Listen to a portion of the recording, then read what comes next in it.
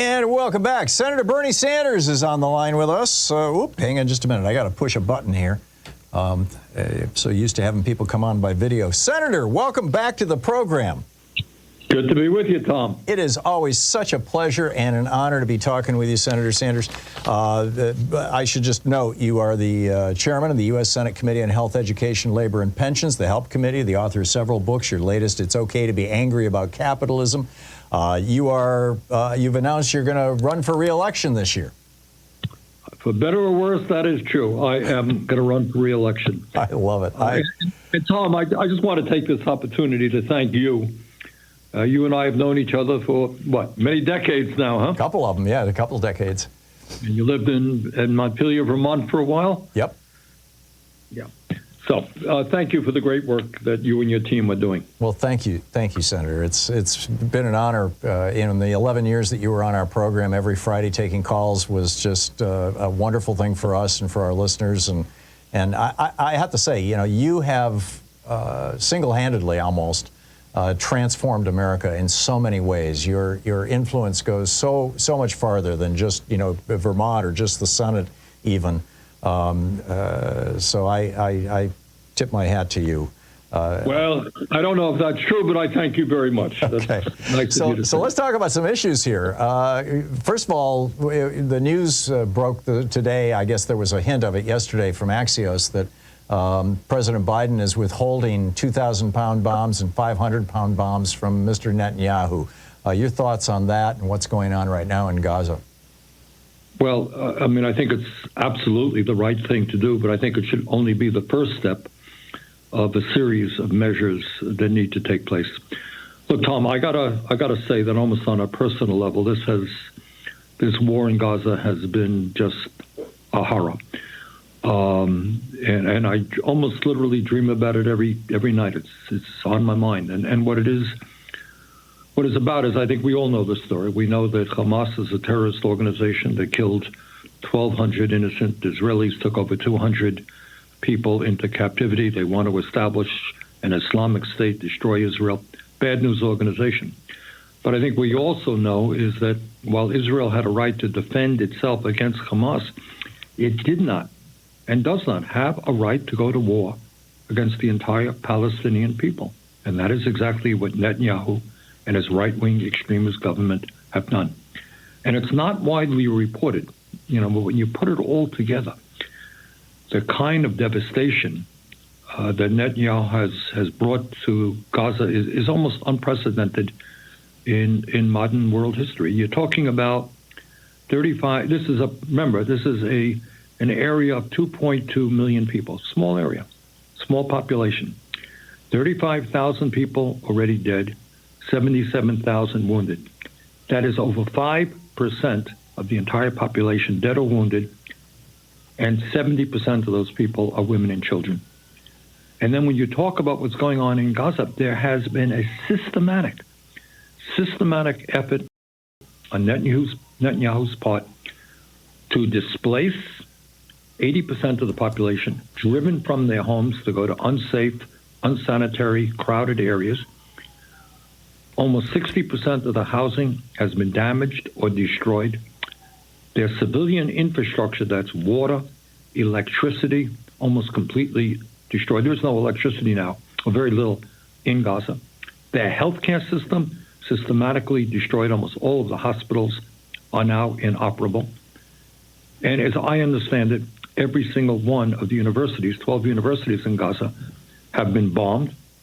And you have kids, the overwhelming majority of kids are not going to school right now. So it has been a devastating attack against the poor people.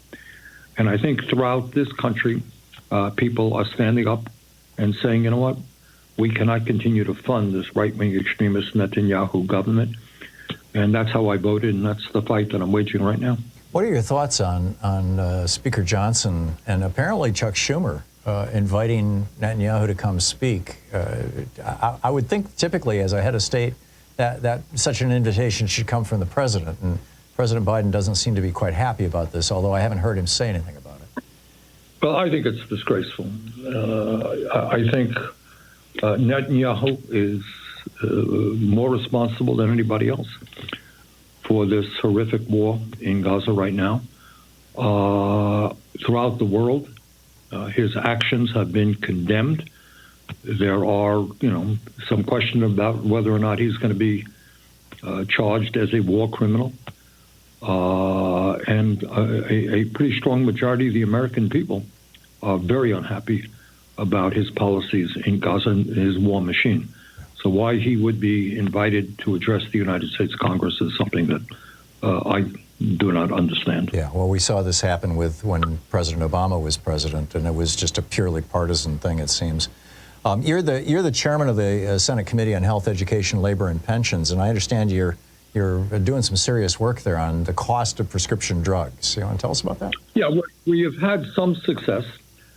Taking on the power of the pharmaceutical industry and the insurance companies is not easy. They're very, very powerful, and they've gotten their way forever, which is why here in the United States we pay by far the highest prices in the world for prescription drugs. But we've had some success in the last year or two, and the Biden administration has done some good work in this area. If you are a senior citizen with diabetes, you're not going to pay more than $35 for insulin. And the work we did on our committee will suggest, I think, that many people around America are going to see a reduction in the price they pay for insulin. That's good. My committee has worked hard with success in getting 3 out of the 4 major inhaler manufacturers for asthma inhalers, COPD as well, to substantially lower their prices. For people who have asthma, they know that they sometimes paying hundreds of dollars for an inhaler a month.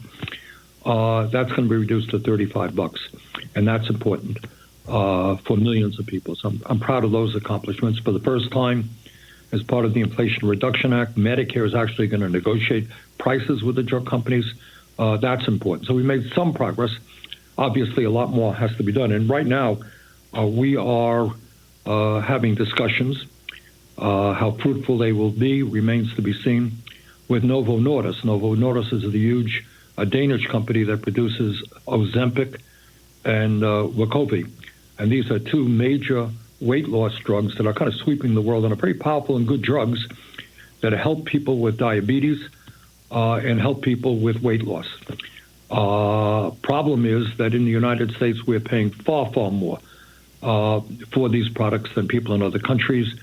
If my memory is correct, in the UK, I think it's $59. Here in the United States for Ozempic, it's like close to $1,000 more or less. Wow. And that's just unconscionable. So we are now, working with them to demand that they very substantially lower the price of this product. Because if they don't, you're going to have many millions of people who are dealing with obesity, dealing with diabetes, unable to afford the product. That's bad. And number 2, for Medicare and for Medicaid, going to be huge amounts of taxpayer dollars going to pay for this product, literally almost, bringing Medicare to bankruptcy areas. So this is an issue we are working on, and hopefully we'll have some positive results.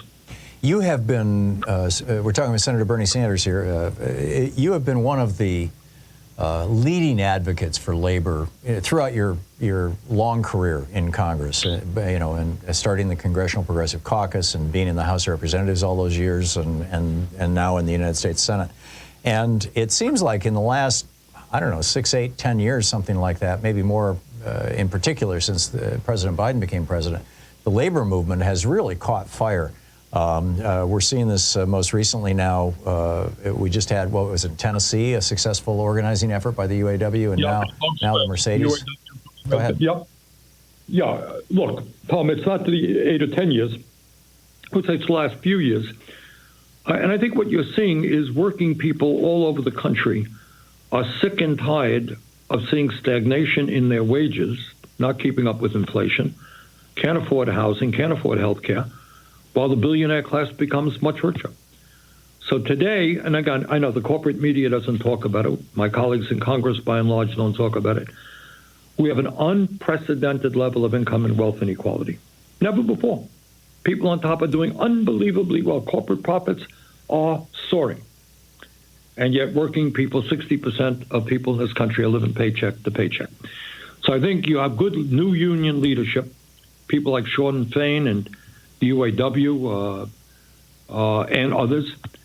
Teamsters has good leadership as well. Moving Sean O'Brien at the Teamsters, and they are sitting down with their employers and saying, you know what, you're going to have to do a lot better than you did in the past. And we're seeing good contracts from the Teamsters, from the UAW. And you're also seeing at the grassroots level, young people mostly at companies like Starbucks organizing.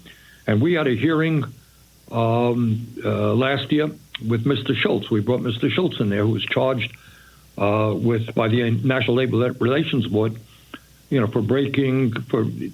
Starbucks, conducting, Starbucks, right, for conducting massively illegal anti-union efforts against workers who were trying to organize at Starbucks. And now what we're seeing is apparently Starbucks is sitting down with these workers trying to negotiate a national contract. UAW is going to have a vote in Alabama next week, I believe, with Mercedes-Benz. And so what they are doing is now going to the South, which has been the most hostile area, most difficult area to organize. Last month, all 6 Southern governors came out and said, oh, unions are terrible, vote against it. Well, 73% of the workers of Volkswagen in Chattanooga, Tennessee, voted for the union. So you're right. I think we are seeing a significant uptick in union organizing, in unions fighting for good contracts. And I think if we're going to save the middle class in this country, that's exactly what we have to do. Yeah. And finally, I'm curious your thoughts on the stakes of the election. We're 6 months out in the presidential race. Well, I think the word that comes to my mind, Tom, is existential. And, in the sense that, look, I know that there are listeners out there who are very disturbed about Biden's approach toward Israel and Gaza, and I absolutely share those concerns. He's wrong, period. End of discussion. But we can't throw the baby out with the bathwater. And Joe Biden is not running against God. He's running against a guy named Donald Trump. And if you look at all of the issues, if you look at the issue of democracy, well, Biden's an old-fashioned politician who actually believes in democracy. Donald Trump happens not to believe in democracy. He believes in authoritarianism, and he is working hard to undermine the foundations of American democracy. Joe Biden believes that climate change is real and has helped us put more money into energy efficiency and sustainable energy than any time in history. I mean, we're trying. Later today, I'm going to meet with some Chinese officials to see, despite all of the tension between the two countries, how we can work with China to reduce carbon emissions. Biden understands that. Trump does not. I happen to believe that women have the right to control their own bodies. And after decades and decades of struggle, it is heartbreaking to see state after state take away this basic woman's right. And Joe Biden understands that. Donald Trump is the guy who appointed 3 members to the Supreme Court who overturned Roe v. Wade. I believe that in a time of massive income and wealth inequality, you don't give huge tax breaks to billionaires, which is exactly what Trump will do. I don't believe that at a time when our healthcare system is as bad as it is, you don't end the Affordable Care Act and throw millions of people off the healthcare they need. So the differences are pretty great. And I hope that people will be supportive of President Biden. I do too. I sure do. Senator Sanders, thank you so much for dropping by. It's always great having you with us on the program and talking to you. Thank you. Thank you, Tom. And best of luck in your re-election campaign. Thank you. Thank you. We'll be back with more of your calls in just a moment. Stay tuned.